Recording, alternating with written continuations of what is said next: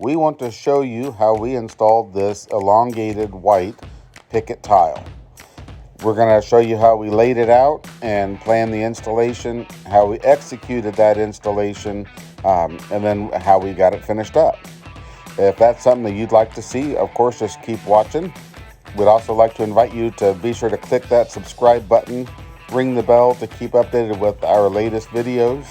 Post any comments or questions that you have in the section below. And just want to thank you again for watching. So we're going to start trying to get some of this white picket tile laid out here. You can see where the 104 is kind of close to the middle of a tile. So what we're going to do is start in this corner, come around this direction. We'll get to this corner and it'll be close to halves. So that's what we want, is about half a tile. And we'll work our way over to this corner and we'll be just a little bit beyond these points if I got it all laid out and measured correctly. And so we won't have any tiny triangles anywhere, and it'll all have a really nice flow to it. And so we're about to get started. Now that we have our layout done from side to side, all we have to do is cut the first row against the cabinet to start, and then we'll just work our way to the left. The countertop is very level, so I'm just going to space right off the countertop. And we're starting with fulls and halves against the countertop, and so that helps as well. And it ends up being just under a full and half at the bottom of the upper cabinet. And so it makes for a really nice layout there too. This particular tile does not have a coordinating bull nose, so we're going to use Rondeck trim by Schluter. We're going to use bright white so that it matches the tile nicely. And we're just going to use that Schluter trim everywhere that there would be an exposed edge of tile. I'm just getting a measurement, and I'm going to take it out to a 10-inch chop saw, and we will gently cut the metal out there.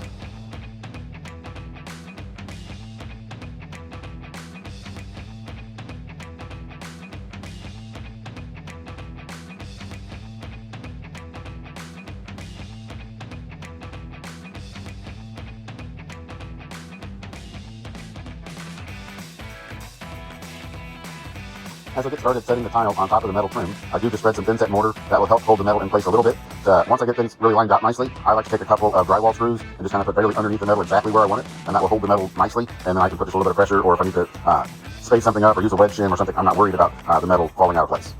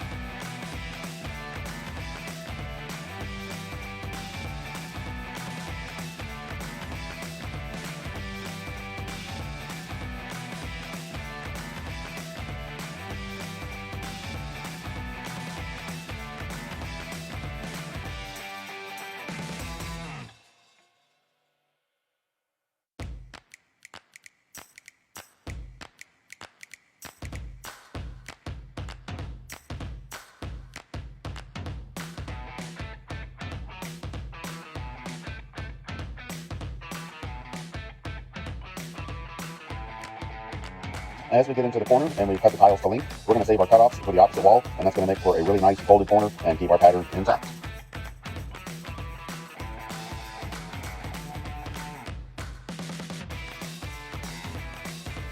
As you'll see, as we get started, we're just going to use those cutoffs from a minute ago, and we'll get going on this opposite wall, and you'll see what I'm talking about, how nice this corner is going to turn out by doing so.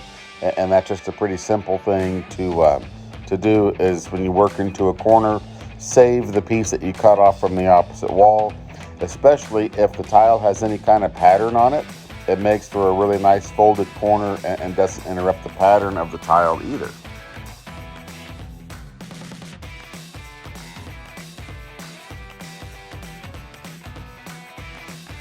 Now that both of us are going to be on this half of the backsplash for the remainder of the job, we find it to be very efficient for one of us to set full tiles and the other one to cut the cut tiles.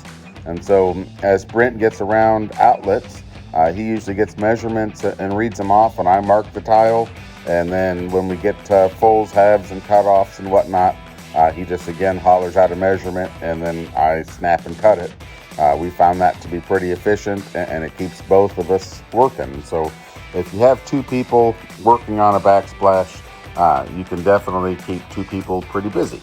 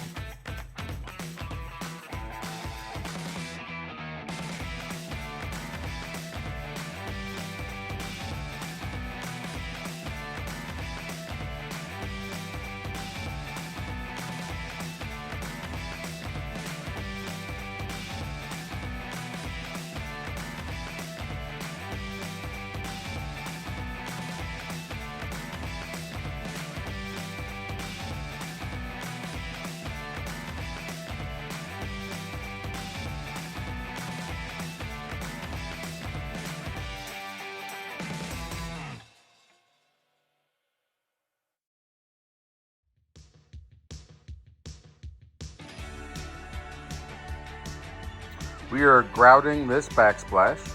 We are using Permacolor Select grout, which is a cementitious grout.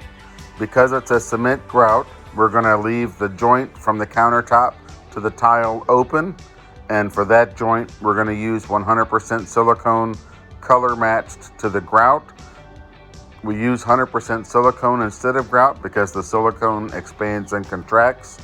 If we were to use cement grout in that joint, it would just be a matter of time, typically a few months, before we start to see the cement joint break up and crack out and fall out of that joint. So we're going to spread this whole backsplash.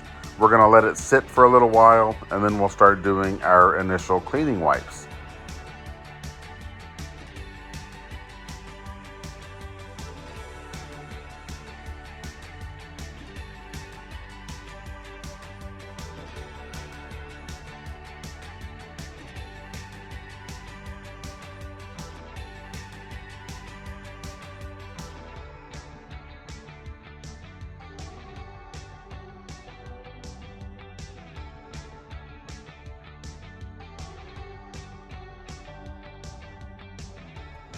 We've had the grout spread on the tile now for close to 20 minutes, maybe a little over that.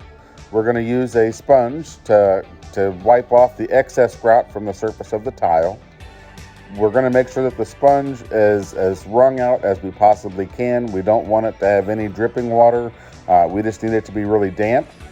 As we're wiping the grout off, we're going to be looking for any kind of pinholes in the grout, possibly missed grout joints, areas that may not have been grouted close enough to outlets or perimeters. And then we're also going to make sure that that bottom joint is open and that no grout filled that bottom joint.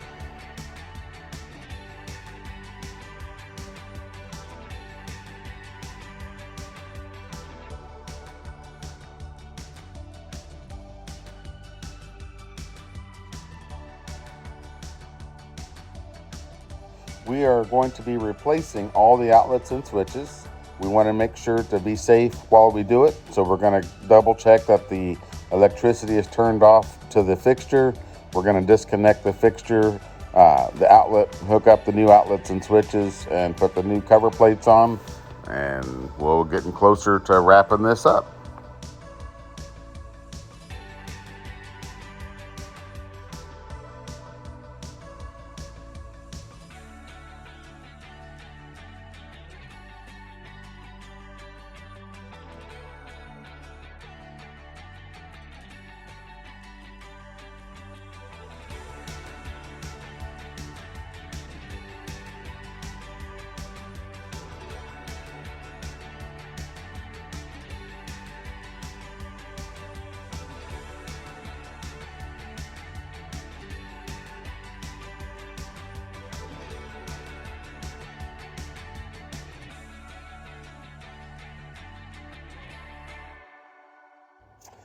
We like to wet wash the walls one time and do a really thorough job.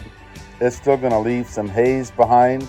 So what we find to be the best is to let the surface of the tile dry really hard and really thoroughly. And then we take a towel and just go through and buff off that haze to get rid of it. And also to make sure, again, we're doing a final inspection here on all the grout joints, double checking that we don't have any misses. And sometimes using a sponge a second time, just smear stuff around and you still end up with haze. And so it's best to get the tile as clean as possible with the sponge, let it dry, and then just use a dry towel to wipe off any remaining haze residue.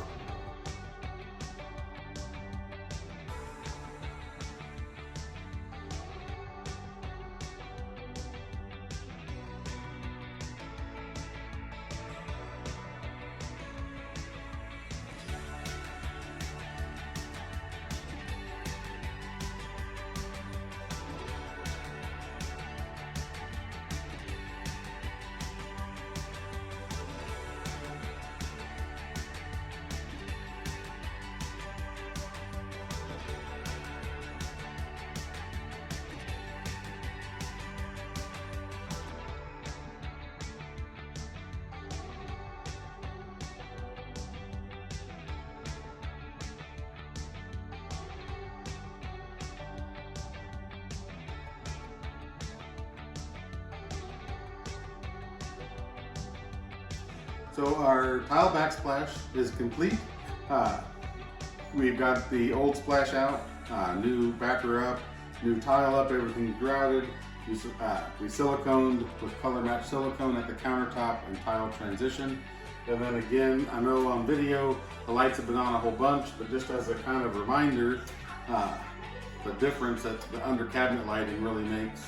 It really adds a lot of light to the work surface. So while you're doing food prep, and then it makes the backsplash stand out and look a lot nicer as well. If you're looking for a simple upgrade for your home, a tile backsplash with under cabinet lighting would be something that will make a statement and be a little bit quick and easy. It's not something that takes weeks or months to complete. And so if you're interested in learning more about our process on that, we certainly would love to interview for your project. If you're in the mid-Missouri area, you can give me a call at 573-289-1045. If you enjoyed this video, be sure to click the subscribe button. Don't forget to ring the bell to keep updated with our latest videos. Also, be sure to check out the next suggested video that's going to pop up as well. Thank you very much for watching.